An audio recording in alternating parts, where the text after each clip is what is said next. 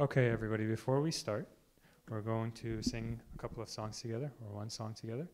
Then we're going to say Our Father as we wait for the rest of the large group to come in, and then we will begin. If anybody's watching online, just bear with us for a couple of minutes as we gather ourselves to begin. Okay?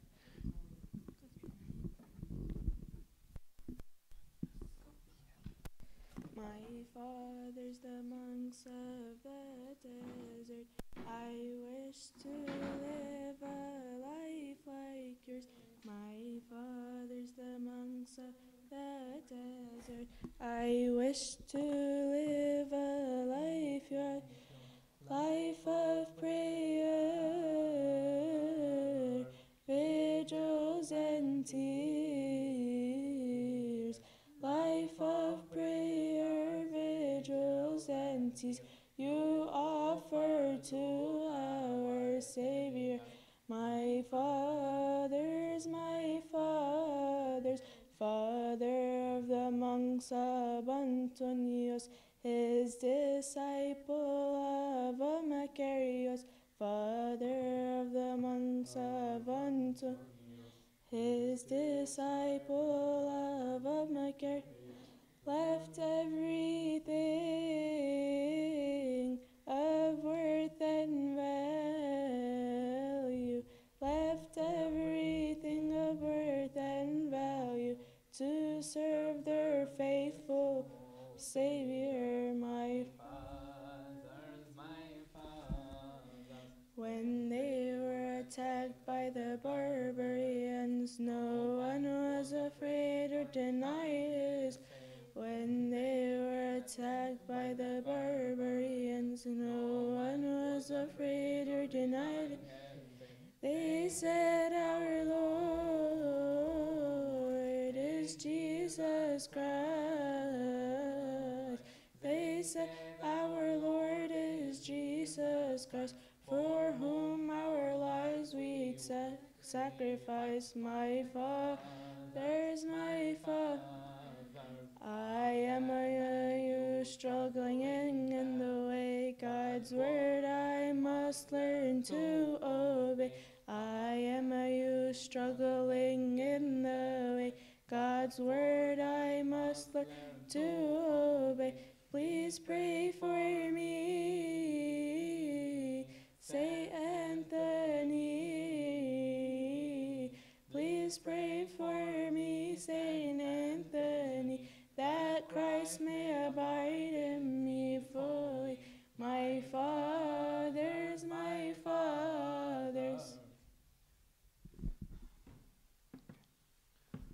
Okay, let's stand up to pray. In the name of the Father, Son, and the Holy Spirit, one God, amen. We thank you, Heavenly Father, for bringing us here today. We thank you for making this church open and available to us. We thank you, Lord, for giving us the opportunity to listen to your servants speak to us and to teach us, and to help us to grow more in our identity as your children, and to help us to grow more in your love. We ask you, Lord, to guide us and to guide our thoughts, to guide our speakers, so that you may speak your words. We ask you, Lord, to fill our hearts and to open our minds so that we may hear your words and be changed by them. We ask this through the intercessions of St. Mary and the prayers of all your saints. Make us worthy to say thankfully, Our Father, who art in heaven, hallowed be thy name. Thy kingdom come, thy will be done, on earth as it is in heaven. Give us this day our daily bread. Forgive us our trespasses, as we forgive those who trespass against us. And lead us not to temptation, but deliver us from evil one. Christ Jesus our Lord, for thine is the kingdom, the power, and the glory forever.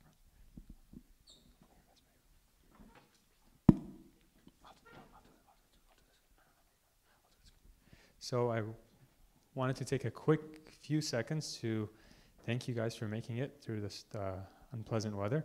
Also thanking you for coming for such a difficult topic. It is a difficult topic, but it's a very prevalent topic, and it's a topic that we're grateful to have someone who is comfortable discussing it and can share their expertise about it. It's something that we need to raise more awareness about. So when we sit here and we listen to Dr. Rita talk to us about the topic of eating disorders, we want to be a couple of things. We want to be sensitive and conscious to the fact that it is a thing, and you'll learn a lot of details about it today. It is real. It is a health disorder. It's a medical disorder, just like a cold, just like the flu, just like any other ailments we've discussed. And while it may not apply to me, it may apply to those sitting beside me or those that I already know, but I'm not aware of. If this knowledge is just not just for me, but it's for all of us, and it's for us to share with one another. And the best way for us to do that is to do it in a spirit of love and understanding. So when you hear and when you discuss, remember that it is with a spirit of love that we hear and a spirit of love that we discuss. It's for the edification of us all, not for us to share, to just have empty information so that we can understand more. No, it's for us to grow and to be strengthened by this knowledge and to be guided by it to edification. So please give Dr. Rita, your ears and your thoughts and your hearts. It's a difficult topic, and she's spent a lot of time preparing it, and she has a very busy schedule, so we're really grateful to have her out here again. Thank you, Rita. So I meant for this to be interactive, so there's like a few of you here, so if I ask you a question, please answer. Try to answer. So like Fadi said, it is a very difficult topic to talk about, and it was really challenging for me personally to prepare it. And to be honest, during my preparation, I was honestly mentally exhausted. So I guess my goal is for us to go through this together, and it's a lot to talk about. It was mainly trying to address the high school girls, so hopefully more people will come and try to interact with us. So it wasn't honestly hard to find verses from the Bible. If any topic in the world, you will find verses about it in the Bible if you look for it. So this is one of my absolutely favorite verses. You're altogether beautiful, my love, there's no flaw in you. And the Song of Solomon is mainly addressing the soul, Christ, and the soul of Christ and the church, a groom and his bride. You can interpret it so many ways, but this kind of spoke to me as the title of this topic, because this is all about body image and how we see our bodies in this current day and age. So we can go ahead and go to the next slide. So I was going to ask, what is an eating disorder? Do you guys know? It's on the slide. Sorry? Okay. Well, not necessarily, really. Eating to fill a void. Okay. Anything else? No? Okay. So it's actually a psychiatric disorder. And if you were attending last time about the tobacco and nicotine topic, I was talking about the DSM-5. It's the Bible of psychiatric disorders. It's basically the book of diagnosis, treatment, evaluation, all of that.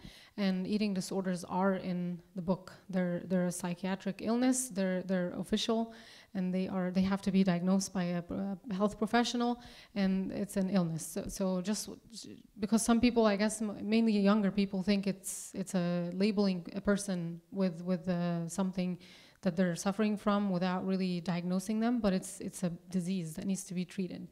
So it's a serious condition, and it has not necessarily eating unhealthy, but eating behaviors that negatively impact your health and your emotions, your ability to function, your social life, your spiritual life, every different aspect of your life.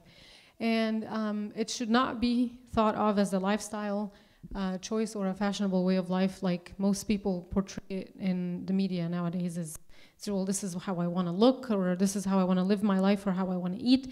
It shouldn't be thought of it that way. And it does cause medical and physical and psychological disasters, to be honest with you. And including death. Osteoporosis means really low bone density that leads to fractures. Even if you don't fall, you are at risk of fracturing a bone just because they're so brittle, okay? And then growth delay and developmental delay. So just I guess, the background about me, I spent a month in Baylor Medical Center in Houston in the adolescent unit, the anorexia unit, for a month, treating the very sick girls, mostly girls. Actually, all the patients in the hospital were girls. Not a single one of them was a boy. But we saw boys in the clinic, treating them inpatient in the hospital for whatever number of days I was there, 30 days. And it's heartbreaking. And I'm going to go in more details when we get to it. But it is an illness, and it honestly starts at a very young age, and it just stays with you if you don't seek help. So we can go to the next slide. This is just more about it. So this is, again, trying to address the younger people to help you figure out if you do have or suffer from an eating disorder or not. So you think about your weight a lot, and you try to lose weight in unhealthy ways. And what is an unhealthy way is trying to eat very little food to lose weight, make yourself vomit after you eat, using medicines to go to the bathroom, laxatives or stool softeners to help you go to the bathroom more than usual, taking diet pills that are not, prescribed by a physician, and you being monitored by a physician, and exercising too much, and for girls having irregular periods, because that's a serious sign of that your disease is in the late stages. And then if you do have an eating disorder, like Diana said, you're basically trying to fill a void. There's something wrong that needs to be fixed, and people tend to go to things they can't control, which is food and the way they look. So you may be trying to control your emotions using food. You are trying to be perfect all the time, and you feel bad about yourself when things are out of control. And honestly, statistics show that it does tend to affect people who are more type A personalities, people who are doing great in school, and even if when they have the disease, their grades don't drop. They somehow maintain their grades because that's who they are. They're perfectionists, and they want to stay that way. So it tends to affect people who like to be control freaks and try to keep everything under control, and they look at their body and food that same way. So we can go to the next slide. Before we talk about the different types of disorders and what to do about treatment, I have to, I guess, help establish some definitions so you guys know what's normal and what's abnormal. So a BMI is body mass index, and we use that every single day in medicine. BMI is basically trying to quantify the amount of tissue in your body, muscle, fat, bones, and then categorize you whether you're underweight, normal weight, overweight, obese, and morbidly obese. That's as far as we go. And then the chart on the left is basically defining those numbers for you. So the number it spits out is normal is over 18.5 to 24.9, and then it goes by increments of 5. Anything less than 18.5 is underweight. You need to be fed more calorie-wise and nutrition-wise to reach an ideal body weight in that range, 18.5 to 24.9. That's our goal for everybody. That's even for people who are overweight and obese, morbidly obese, that's your goal, is to hopefully reach that or as close to that as possible. Anything under that is abnormal. Anything over that is abnormal. Now, keep in mind that between 25 and 29.9 is overweight, but athletes have a lot of muscle mass, and muscle tends to weigh more. So if you have an athlete step on the scale and calculate their BMI, it's going to show as an overweight or obese, but they're really not. They have a lot of muscles. So just keep that in mind when people are defining BMIs. They're not that accurate when it comes to that range, because most athletes, if they're healthy, they're going to fall probably in that category. So it's just based on your height. That's the formula: weight in kilograms divided by your height. Mm-hmm. Yes. I was going to talk about that later, especially ballet dancers, because to be honest with you, they are told there are certain requirements you have to meet, and they weigh them and they tell them if you go over that, you're not going to join the academy or whatever. And mm-hmm. Because they're not eating, so they have a deficiency in their intake, and their output is way higher because they're practicing all the time, so their muscles are not as big. But I mean, boxers, for example, they have to be fed a lot to be able to fight a lot. So there has to be that balance of intake and output. Dancers, their problem is they have a lot of output and they're not getting enough nutrition. So most of them are very slim. Yeah. Sorry. Oh, okay, sorry. There's another mic? Okay, sorry. Any questions about BMI so far? All right, so we can go to the next slide whenever you're ready. All right, so the more numbers and statistics for you. At least 10 million men and 20 million women in the US alone do have or will suffer from an eating disorder at some point in their life. Okay. Fedi, I don't know if you know. Okay, all right. Bulimia, which is, we're going to talk about the different types, but bulimia is probably the second kind of most serious eating disorder. It affects 4 to 6 out of 200 women or females in the US. 95% of people who are suffering from an eating disorders are between the age of 12 and 25 years old. So that's why this today, and if you're watching live stream, I'm trying to address the high schoolers mainly, because that's when it all starts. And then 90% of the patients with an eating disorders are female, and that's another reason why this is mostly was being addressed to the girls in the church. And then up to 15% of high school girls and 5% of high school boys do have an eating disorder. Just because they don't talk about it or they don't admit it doesn't mean it doesn't exist. And then anorexia nervosa has the highest, this is like the most fascinating fact. The highest rates of death of any psychiatric disorder is because of anorexia. It's not depression, it's not anxiety, it's not schizophrenia or bipolar or any other psychiatric disorder, it's anorexia. This is the most leading cause of death in psychiatric disorders is anorexia. And that's how I just want you guys to understand how serious these illnesses are. Okay, next slide. So these are just facts. I didn't fact check every single one of them, so I'm not endorsing the whole thing, but if you look on the far left, it says girls' self-esteem peaks at age 9, and that's why it's really important for parents to figure out a way of parenting that doesn't negatively affect how their girls perceive their body image at that age. And that 42%, let's see, of first, second, and third grades, girls want to lose weight, which is, I mean, how old are first, second, and third graders? Like 8, 9, and 6, 7, 8, yeah. Girls as young as 5 are worried about their weight already. 80% of children who are 10 years are afraid of being fat. More than 90% of 15 to 17-year-old girls want to change at least one aspect of their physical appearance.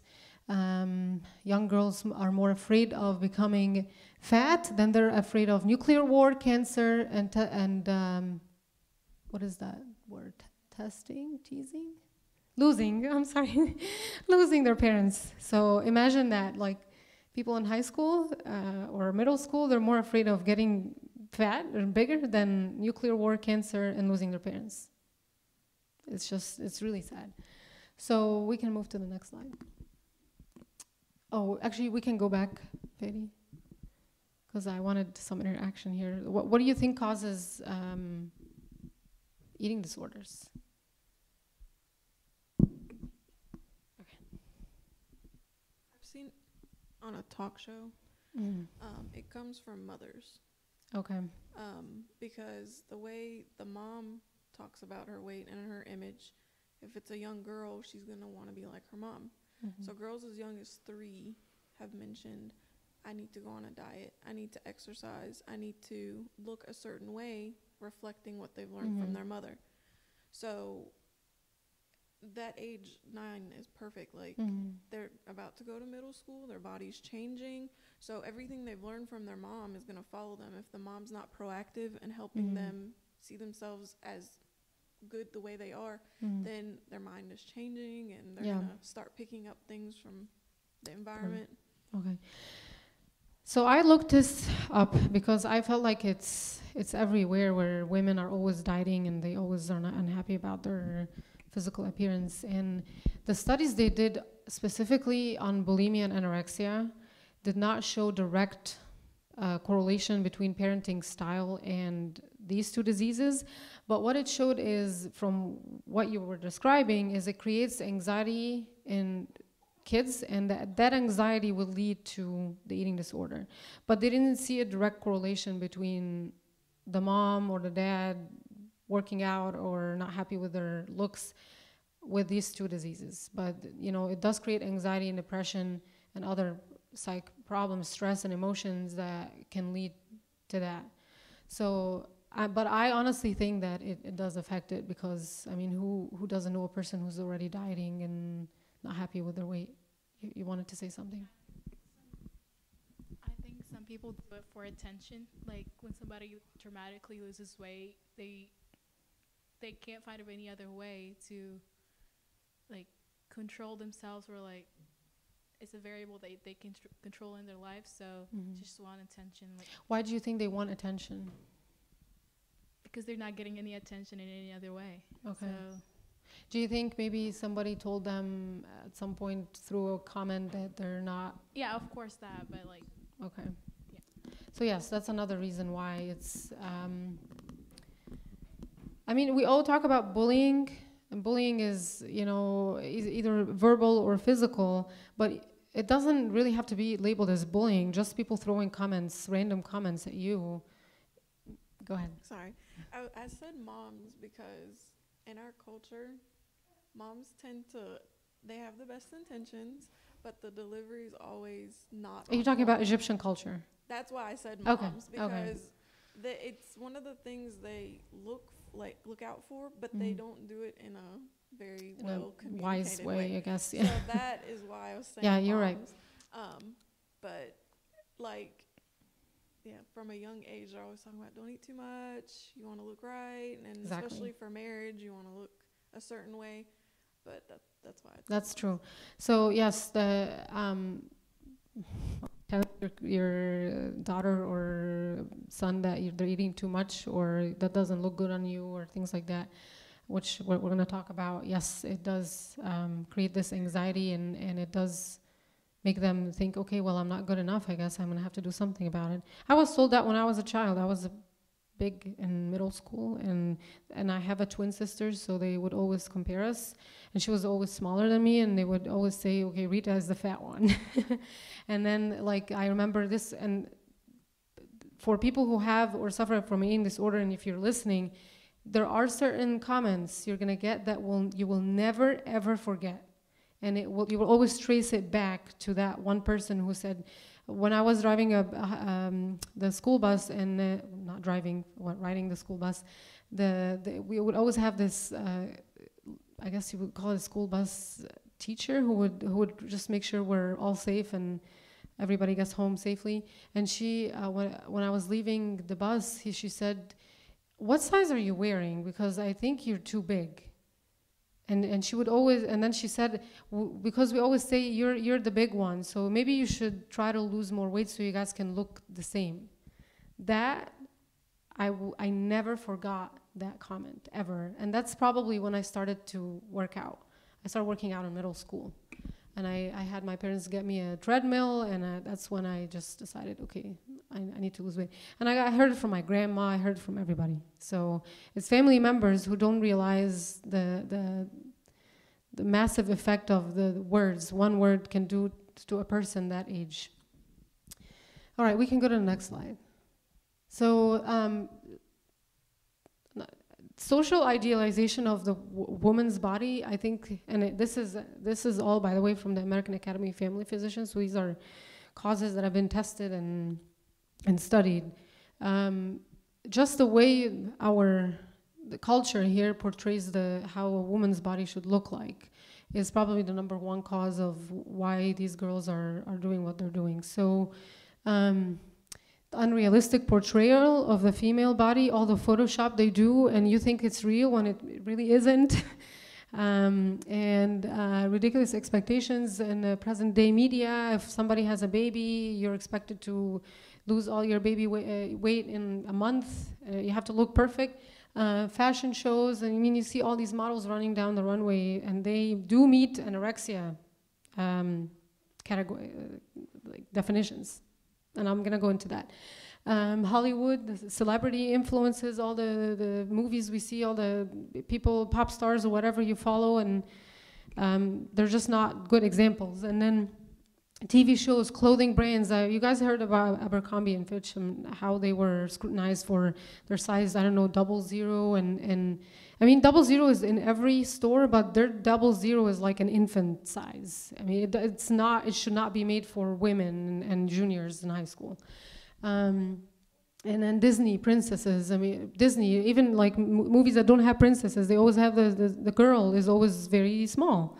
So I mean, young girls are watching these movies and they're thinking, okay, this is how a woman is supposed to look like, because Disney is perfect, right? And then toys like Barbie. There was a study they actually did on bulimia and anorexia.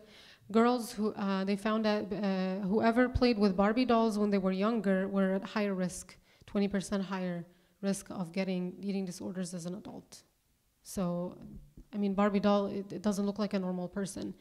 That's why I have this picture up there, because I played with a Barbie doll when I was young, and I don't know how much it influenced my way of looking at people's bodies, but it's only been recently, like in the past, I would say 4 or 5 years, that they started making the Barbie dolls looking more realistic than the skinny arms, legs, and no fat whatsoever. And then after, I mean, you look at all that and they just glamorize eating disorders. They just make it look like this is the way you're supposed to look, and this is how people, I mean, I want to look like this singer or this actress or whatever. So they just glamorize it when it's not a healthy thing. You're not supposed to do that. So we can go to the next slide. So this is what I was going to talk about. So the average U.S. woman weighs about 140 pounds, and the height is 5'4". So I'm shorter than the average, but 5'4", 140. Average model, she measures 5'11", and she weighs 117. Okay? If you put those numbers in a calculator, guess what their BMI is based on these numbers, which I promise you most models are less than 117 pounds. It's a BMI of 16. So that's 2.5 points below the like low end of normal. That's 2.5 points below that. So, I mean, if you have a BMI of 16, if you're listening, I'm worried about you. You need to seek help. You need to go to your doctor. You need to talk to them about your nutrition and your problem. Because a BMI of 16 is not normal. Those models you see walking down the runway, this is not normal. They're being forced to do that because they have to keep their job, basically. Most runway models meet the criteria, BMI criteria for anorexia, just what I just talked about. And then 10 years ago, plus size models, the size was between 12 and 18. Nowadays, plus size models are size 6, between 6 and 14. This is called plus size. So, I mean, this is all being influenced by the idea of you're supposed to look like that, and this is how our culture sees it, and that's That's what young girls are looking up to, unfortunately. You can go to the next slide. So 69% of girls in one study said that the magazine models influenced their idea of the perfect body shape. So People magazine, I don't know what the other magazines are called. They're everywhere in the supermarkets and in the doctor's office even. You open it up and you see all these models, and that's who young girls think they should be looking like. And then 47% said that they were influenced to lose weight because of those models, and only 29% of these girls were actually overweight. So that's 80 or 71% of these girls were perfect the way they are. They're either normal weight or just normal weight, really.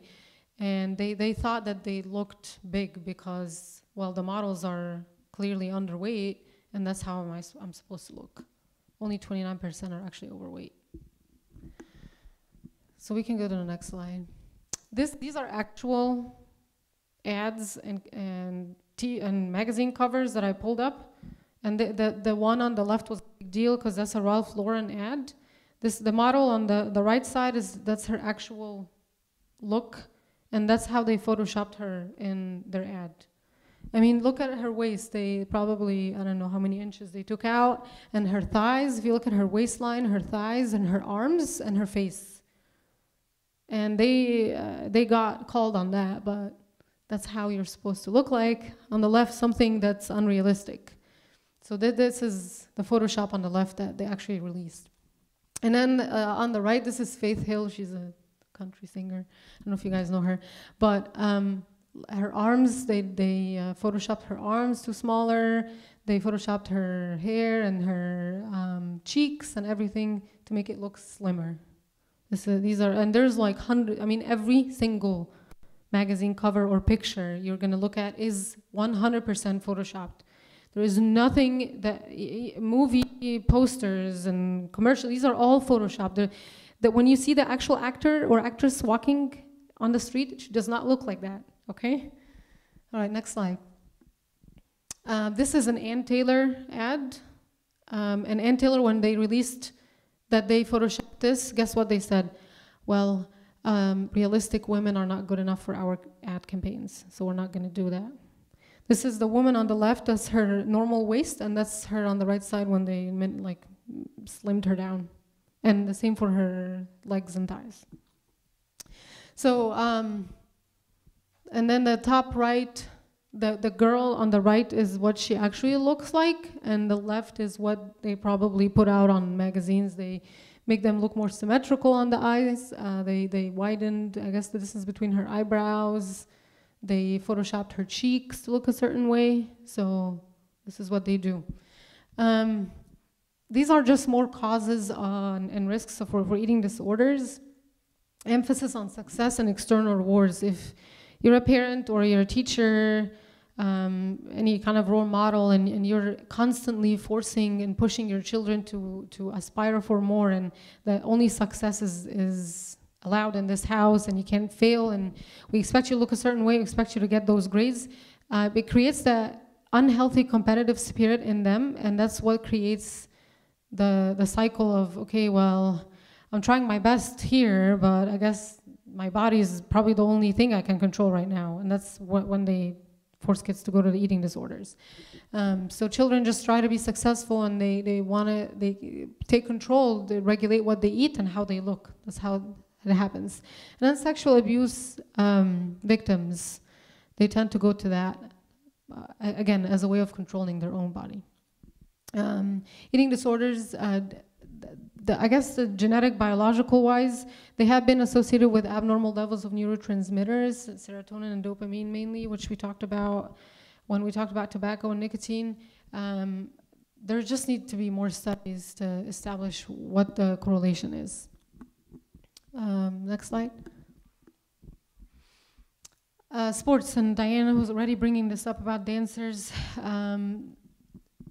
Sports that require a certain body and shape, very, very, very high risk for developing eating disorder, especially gymnastics, ballet, wrestling, figure skating, and running. These are the top 5 sports where girls are suffering. It's ballet. I mean, you see it all the time. This is kind of a sad picture. You're just standing on the scale. I promise you, that's what they tell them. You need to weigh this amount, and you have to meet this criteria if you want to, like, go to the elite, theaters and shows or whatever. And then that girl on the left, top left, she's skeleton. That's what they do to meet their, I guess, requirements to enter competitions and try to compete at a, like, I guess, a elite level. Major life-threatening transitions, I think, is, in my head, is probably the second most common cause of eating disorders. You see it a lot when people move, or they go to high school or college, or someone in the family dies.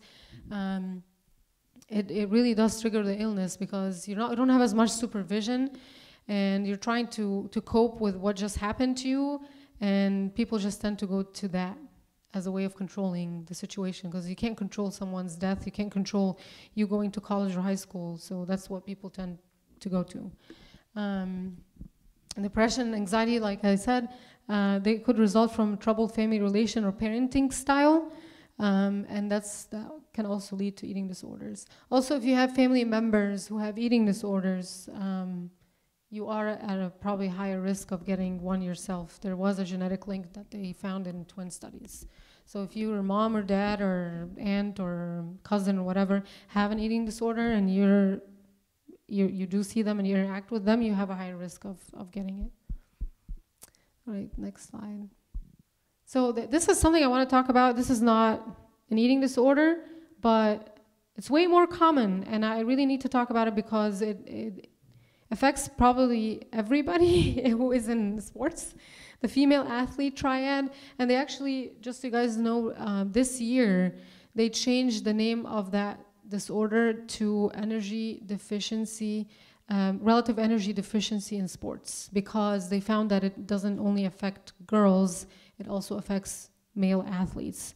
So they just changed that this year to relative energy deficiency in sports. But for female athlete, right, if you're going by the standard definition, have you heard of it before?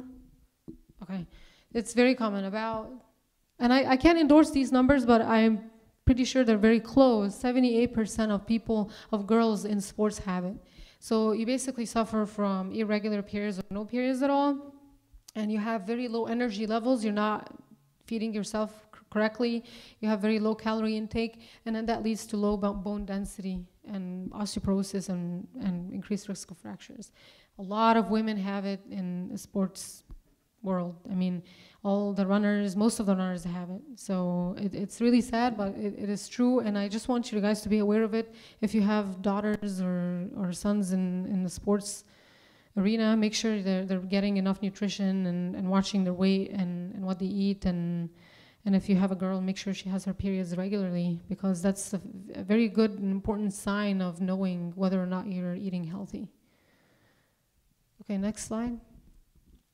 I think that's a transition point, but that's another verse I really liked. Man looks on outward appearance, but the Lord looks on the heart. God did not tell us you need to kill yourself literally for looks. He was mainly looking for your heart and your soul and your spirit. Okay. So I think next slide we'll probably be talking about, different types of eating disorders. God is within her, she will not fail. It's another verse I really liked for this topic.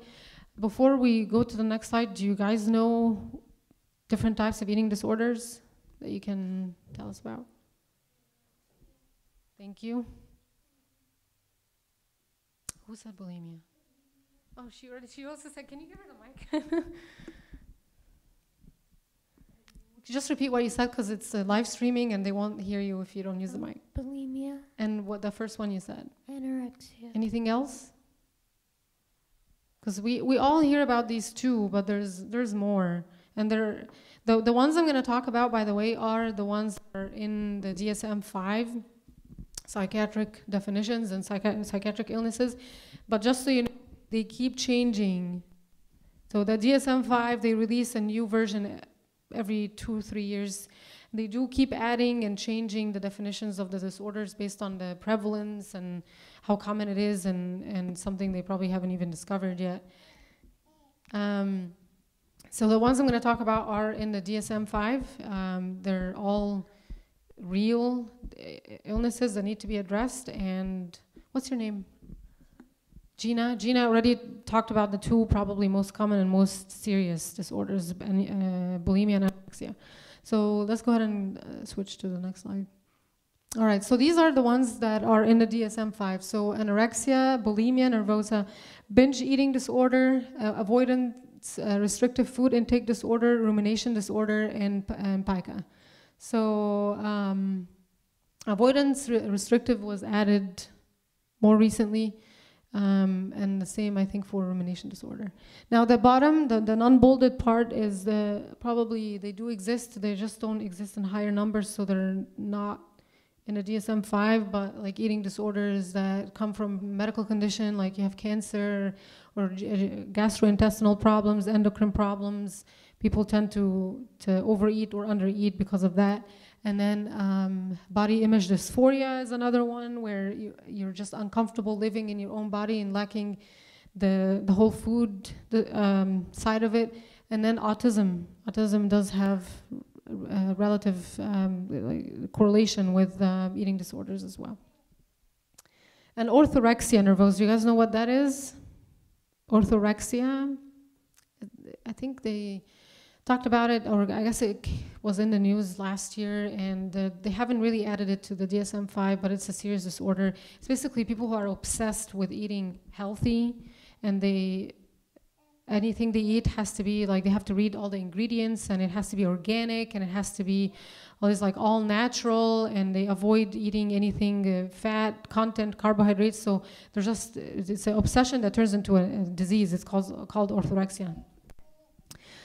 All right, we can actually, before we go to the next slide, I'm gonna start first with anorexia, which the figure at the top kind of shows you the way people look when they have that disease. Anorexia, like I said, you have to be less than 18.5. This is in the diagnosis criteria. Versus bulimia, binge eating disorder, you might have normal weight, maybe a little underweight, maybe overweight, and then healthy in the middle, binge eating again, and then obesity. So I'm gonna go ahead and start with anorexia. You can go to the next slide. Do you guys know what it is, really? What is anorexia? Joy is looking for someone to give the mic to. Normal weight. You're under your normal weight. Anything else? You don't eat enough. What else?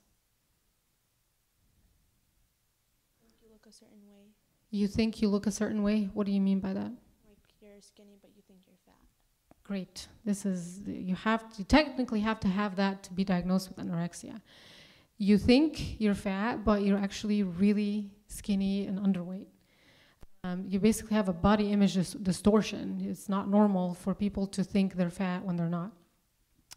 So, like I said in the beginning, and I bolded it again here, it is the leading cause of death in any type of psychiatric disorder is anorexia, not depression and anxiety. Of all mental illness, it is very life-threatening, and I just want to really stress to people who are either watching live stream or streaming, it needs to be addressed by a professional, a health professional. You can't just know that your daughter or your loved one or you yourself have the problem and think that you're going to fix it doing whatever you think you're doing to help yourself. It needs to be addressed by a health professional. So A, B, and C, you have to have all three to be diagnosed with anorexia, and that's why they keep changing the definitions and categories of the illness. So number one, restriction of calorie intake. Maria said that you're not eating enough, basically. Do you know how many calories the average anorexia person eats a day?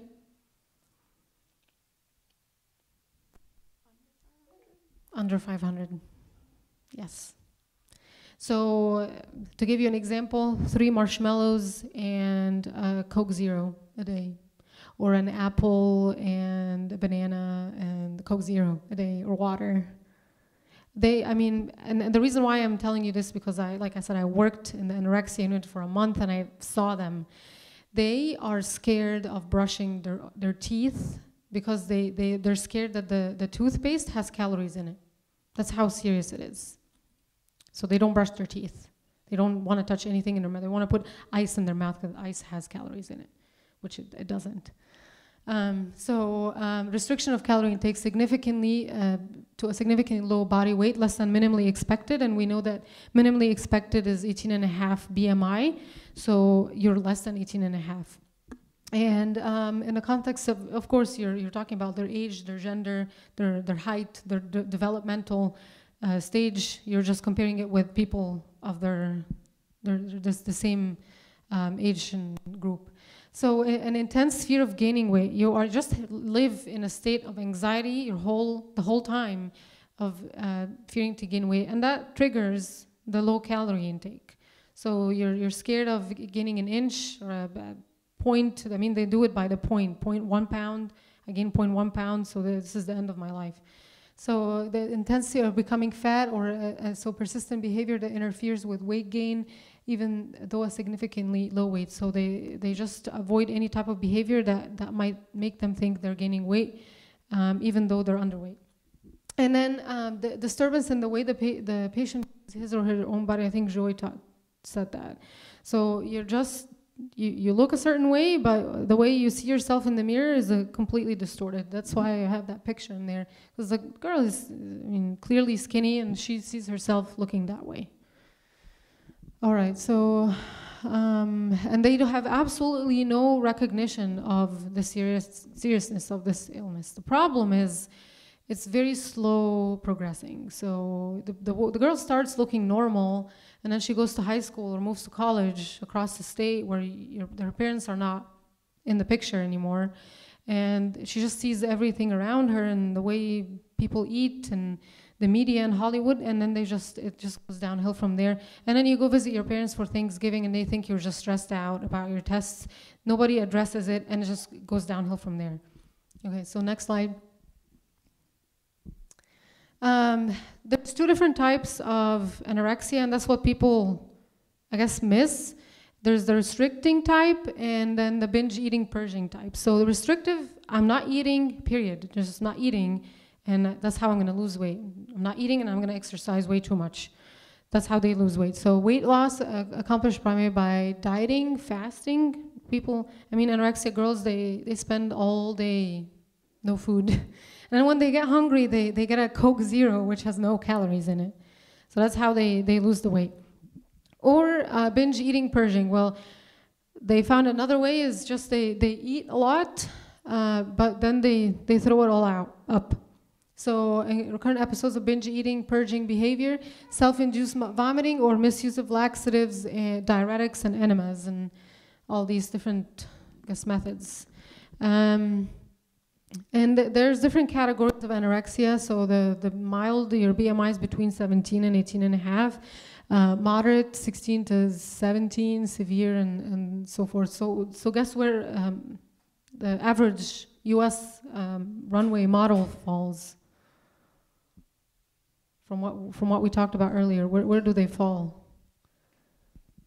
They fall in the at least moderate anorexia. The U.S. models they meet anorexia criteria. So next slide. Okay, I don't know if you guys know who this is, and I had to do some research, but this is Isabelle Caro, and she was a French model. You guys know France, it's even more strict than the US. Their sizes, if you convert European to US sizing, it's actually bad. Like, for example, because I bought clothes from Europe before, I'm probably a size 4 or a 6 in Europe. And your size here is probably a 0 or a 2 or whatever, so they're more strict with their sizing criteria, so they're more strict with their model business. But anyway, she was a French model, and guess how she died from the picture you're looking at? She died of anorexia, and she was 29. She died in 2010. But before she died, she was a very outspoken advocate for anorexia and wanted to spread awareness. And it just started with her modeling career. She was a pretty young girl and went into modeling business, and that's how it all started. So weight loss, like I said earlier, it does go unnoticed for some time, and particularly because they tend to wear baggy clothes, wear heavy layers, hide the way their body looks, and they restrict their diet to fruits, vegetables, diet products, and they just skip meals altogether. And the reason why I put this on there is because I do want whoever is listening, if you're a parent or if you yourself are suffering from it, it starts not bad, really. I mean, and again, I'm sorry to say that, but people at school, they bully other people, or your parents, your own siblings, parents, grandparents, family members, friends, they pick on your weight, and then you just start, I'm gonna be healthy, I'm just gonna eat fruits and vegetables and all these calories, 0-calorie drinks, and then it just goes downhill from there. That's how it starts. You're a normal person, and then within a year, less than a year, you're not normal anymore. I'm going to tell you a personal story. So when I went to medical school, there was this girl called, her name was Holly, and I wasn't close to her or anything. We talked probably a handful of times. And she was very high achieving, type A personality. She was on the swim team when she was in college. She was very high achievements and very smart. She wanted to do orthopedic surgery. Orthopedic surgery is really hard to get in. You have to have really high board scores and very competitive. So in 4th year of medical school, I don't remember how I ended up going back to school with my sister. We had to do something for graduation, I think. So I decided to go to a workout, and I saw her, and I didn't recognize her. Before she lost weight, she was very healthy, very lean looking, like she wasn't big.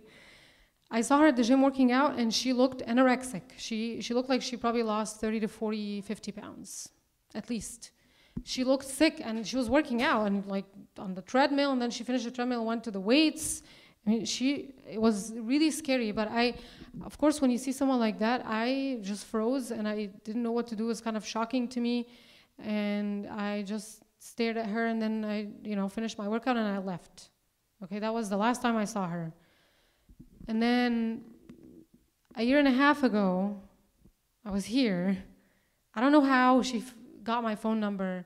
I just saw a weird phone number calling me. I didn't pick up. She left me a voicemail. That's how I knew it was her. Called her back, and she was just crying on the phone and telling me how she never matched into orthopedic surgery and ended up matching in family medicine residency in Florida. And her life is just going downhill. She was doing so bad to the point that her program director decided to kick her out. She got kicked out of residency. So she was calling me, begging me to find her a spot in our program. And she was like, please, you know me, I was so smart. And then while she was saying all of that, she brought it up. She said, I have an eating disorder, and I'm just suffering. And she lost her relationship with her parents. Her parents they're not really well off, so they couldn't help her. And she was working as a waitress in residency to make ends meet. So I told her, look, I'm going to try my best to help you. And I talked to the program director, and he said, okay. He called the other program. He didn't kind of brush me off. He actually called the program director of her program. I don't know what they talked about, but he came back and told me, look, from what he told me, she's not a good candidate. So they denied her application. And I stayed in touch with her, and she ended up calling me and saying that she found a different residency program that will take her, and ended up matching there. So thank God that worked out for her. But her life fell apart. She was, like I said, she was in the top of the class. And just that, and I don't know why she called me. I don't know how she found out my phone number or how she ended up talking to me. She told me that she was trying to look for programs that are friendly, like taking transfers, and we are, and she found my name and recognized it, and just somehow found out my phone number. But it's just crazy to me that, I saw her 3 or 4 years ago, and she looked terrible, and then it all came back on her. And that's what it does to you. It literally kills you. So you need to take it seriously. So let's see, restrict their diet to vegetable diet. And then they develop mealtime rituals. If you see your kid or yourself, like every single day is the same meal, the same time, the same amount, you need to watch out, because that means they're counting calories. You shouldn't be counting calories in middle and high school. You shouldn't. You should be working on your homework and developing relationships with your friends and family, not counting calories. And they pick their food apart, and they dab it with napkins to remove all the fats and the oils. This is all kind of early signs of an eating disorder. And then the excessive physical activity. I'm going to be honest with you. When I moved to the U.S., I moved just with me and my twin sister. So my parents and siblings were not with me. And we moved when we were 17, so we were very young. Right after high school, we moved to Dallas, Texas, and I worked out so much. I was running 8 miles a day for 6 days a week. The only day off I got was Sunday. And guess what happened? I didn't have my period for 9 months. So, like I said, that's why I put major life transitions as one of the main causes. Intense physical exercise, and what Diana was saying about dancers, you're putting out so much and you're not putting enough in, and the balance is negative and you're going to lose it. All right, so next slide. These are effects of anorexia. I mean, we can go through the whole thing. I'll go through it, but it just virtually affects every single organ system in the body, period. Your heart, your kidneys, your liver, your brain, everything gets affected. So you lose your periods or just become irregular. Life-threatening heart rhythms because you're not having enough nutrients. So mainly potassium, magnesium, sodium. If you don't have enough of these three, they're going to affect your heart and you're going to get heart rhythms. And actually, probably the leading cause of anorexia deaths is cardiac arrest. You just suddenly die. You get brittle hair and nails. You have low body temperature. So because your body is not able to thermoregulate, meaning adjust itself to the normal body temperature, because you don't have enough sugar or fat, because you lose the fat tissue and you become hypoglycemic. There's no sugar in you, so that's why your body temperature goes down. And then, like I said, the bone density goes down. It leads to fractures. Even if you don't hurt yourself, you're gonna get what we call stress or pathologic fractures. They just break. And then hypoglycemia leads to seizures. This is very serious.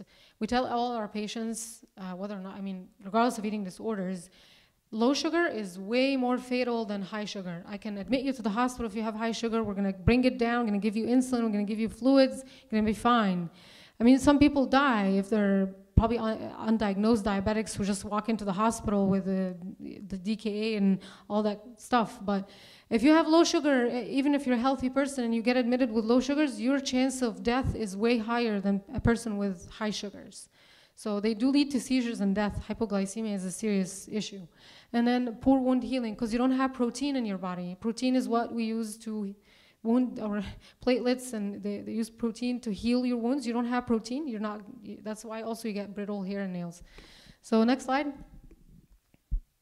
This is what left. I guess it's not very clear in the light, but the hair, you get what we call lanugo. It's like baby hair. That's what you get when you're anorexic, because you don't have enough protein to make good, nice, thick hair, and they look like that. And then that picture on the bottom is an old person. It's a normal, probably 20-year-old anorexic, and that's what happens to your skin and nails when you have anorexia.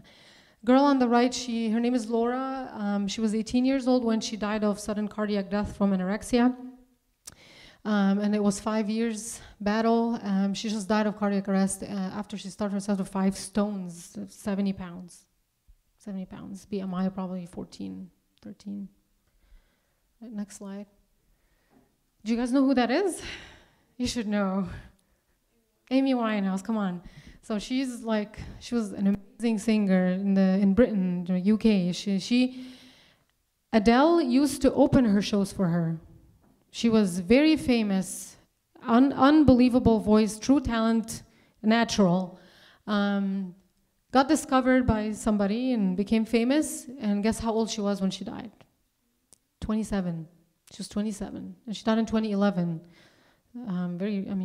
Relatively recently. But that's how she looked in the beginning, and then became anorexic. And anorexia increases your risk for drug and substance abuse, anxiety, depression. So it led her to that, and then she died like the day after her last show. They found some drugs in her system, but she was like, she met anorexia.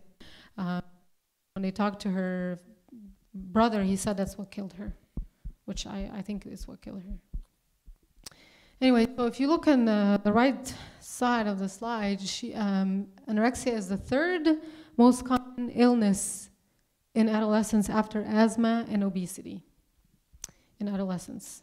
So people between 13 and 19 years old, after asthma, which is very common, obesity, very common, the third chronic illness is anorexia. So the people you see at school, you'll probably walk around people who are suffering from it. All right, next slide. I guess what we had kind of already talked about this. So it does increase the risk of suicide. The one study, the meta-analysis, meaning they kind of combined a lot of studies and looked at numbers. 31 out of 100 people with anorexia, up to 31, will die of suicide because of anorexia. So what we talked about, it leads to obsessive compulsive behaviors, personality and disorder, social anxiety, social phobias, and substance abuse. And it gives you very low tolerance to stress, emotional dysregulation, meaning your emotions are not appropriate for the situations you're in.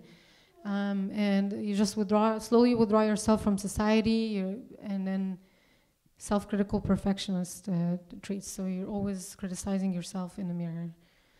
So this is what happens when you get anorexic. Next slide. Bulimia. I'm going to talk about bulimia next. Fedi, can you go back again? Sorry. Do you guys know the difference between bulimia and anorexia? You eat more when you're bulimic. Okay. You can purge too. You make yourself throw up. Yes, you still throw up, but you're a little bit more, I can't say healthy, right? You just eat more. I think she wants to say something. Did you want to say something?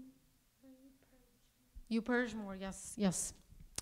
So next slide. These are also the A, B, C, D. You have to have that to meet the criteria for bulimia. So recurrent episodes of binge eating. What do you guys know what binge eating means? One sitting. You eat more than what you're supposed to in a very specific amount of time. Definitely more than what you're supposed to eat compared to other people in the same situation and circumstance. Okay, so the amount of food that's definitely larger than what you're supposed to be eating in a similar amount of time, and then you just have a sense of lack of control, like you can't control yourself when you're eating. You just keep eating and eating. You wanted to say something? I was just gonna like a visual, like normally one slice, maybe 2 slices of pizza. This person will eat 1 whole or 2 whole pizzas. Yeah, they will probably. I didn't see any people with binge eating in the hospital because they do tend to be overweight and obese, so they don't need to be hospitalized. But from what we saw in the clinic, they would eat like a whole pizza, 2 hamburgers, 3 milkshakes.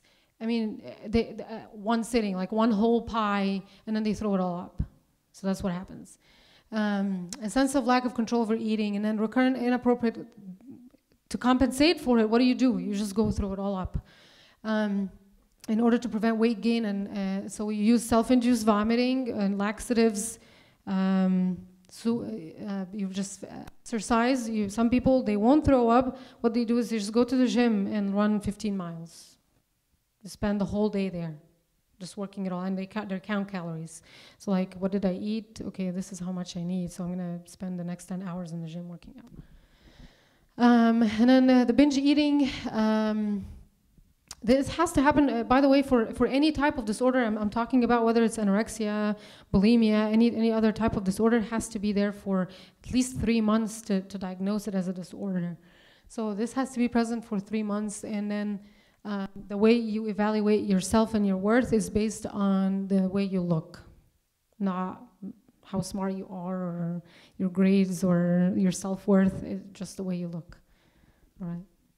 So I guess, yeah, this is just a cycle. It never ends, self-induced vomiting, binge eating, and so on and so forth. Next slide. Okay, so these are the effects of bulimia, but just keep in mind that the stuff listed is just what separates bulimia from anorexia. You can still get everything that anorexic people have, but for bulimia specifically, and that's what we look at when we see patients in our clinic, and that's what parents are supposed to watch for with their kids, especially if they're making multiple trips to the bathroom, they're kind of isolating themselves in the house. You need to be watching out for that. Anyway, they have erosions of their teeth and their gums because you're throwing all of that stomach acid into your mouth, and it tends to erode your teeth and discolor them. And then edema. Why edema? Edema means swelling.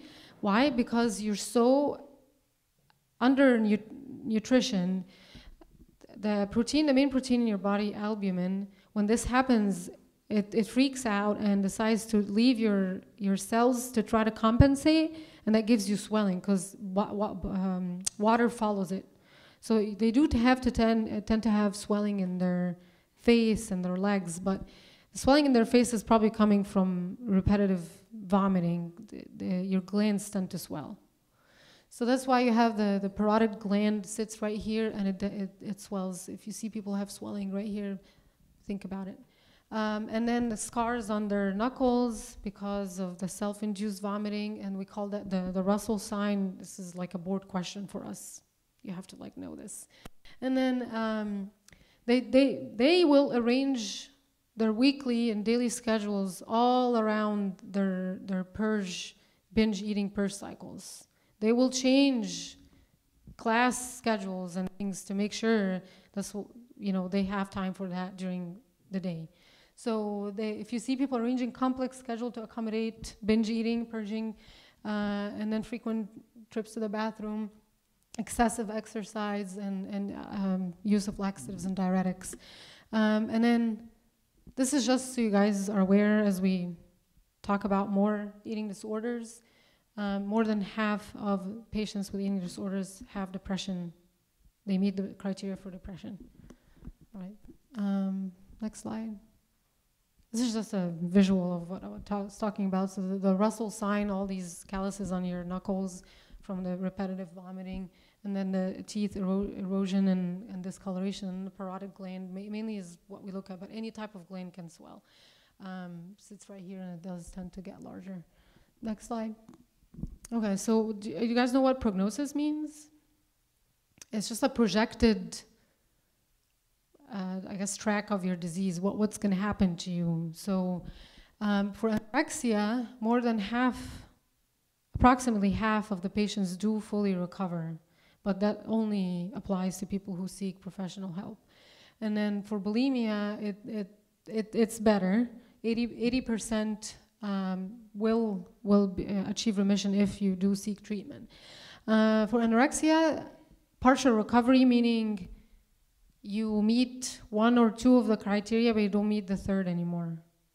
We call it partial remission, like cancer, cancer type remission, but for eating disorders. And then 20% will just remain chronically ill and will die probably. So we talked about this highest rate of death in any mental disorder, and all-cause mortality, meaning from the disease, basically is up to 6 out of 100 will die from anorexia. Now, bulimia, a 20% relapse rate, meaning you kind of fall back into your old habits and you're still having problems with the disorder. And it's a very, very challenging problem to treat, bulimia. I mean, when I was there, all the girls who were in the inpatient unit in Baylor were the same girls every day. I mean, you just keep getting more. You don't really discharge them home because they're not getting better. What they do is you have cameras in the rooms, except the bathroom. And their meal times are, I mean, if you go to Baylor, the unit, it was like an intensive care unit for the eating disorder, and they have a team of nutritionists, counselors, dietitians, psychiatrists, adolescent medicine, all seeing the patients every day. When the girl asks to go to the bathroom, they have to get the nurse to come to the room and then take them. But what they do is they go to the shower and they work out in the shower. They do jumping jacks or whatever they can do so you don't see them. That's what they do. And then, but we know that because you're monitoring their weight and their calorie intake, there's no way you're not going to gain weight. We don't tell them their weight or how much calories they're taking because that does create anxiety. But if you're not gaining weight, you must be doing something.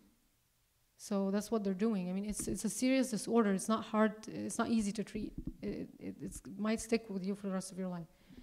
So, and then the rate of death from bulimia is about 2 out of 100 will die from bulimia. All right, next slide. Oh, you want to take a break? Okay. We're going to take a break. Does anybody have any questions before we? How about we take 5 minutes? How about we take 5 minutes to think about questions? And then we'll start again.